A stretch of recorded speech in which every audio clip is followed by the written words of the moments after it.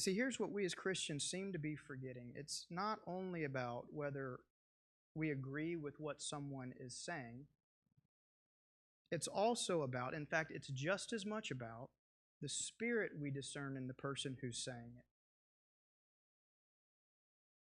There's a world of difference in saying, "Forgive them, Father, for they know not what they do," and saying, "Forgive them, Father, for they're all evil idiots who will never get it anyway." The difference is all the difference in the world. And that difference matters a great deal today, gang. In this day when we are so acutely divided as a people. Because you see, it's not difference of opinion that divides people nearly so much as a people's inability to be charitable with one another about those differences. And it need not surprise us, though it can certainly still dismay us, that political leaders, for the sake of their own interests and ideas, often take advantage of our discord and appeal to our baser instincts rather than try to inspire our better angels. That need not surprise us or overly alarm us. That's what politicians oftentimes sadly do and have done and will do till kingdom come. But it ought to alarm us a great deal when our preachers do the same.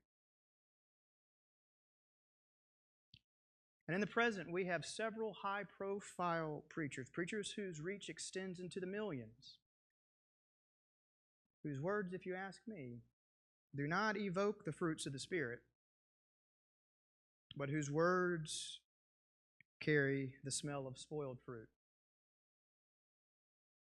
As you'll recall, contra the fruits of the Spirit, Paul says in Galatians that the fruits of the flesh, that is, of our base nature, of our lowest nature, are enmity, jealousy, anger, quarreling, dissensions, faction creating, and as he puts it, quote, things like these.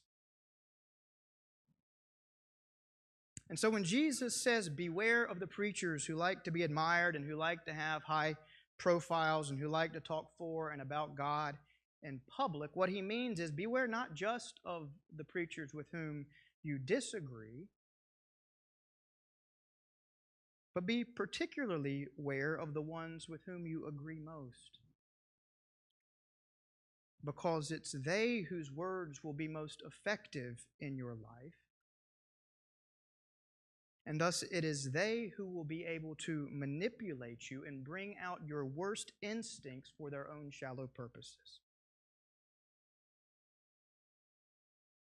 This, by the way, is also why Jesus says in the Sermon on the Mount that blessed are the peacemakers. For what he meant was that while we pay lip service to wanting peace, most of us just want peace on our own terms.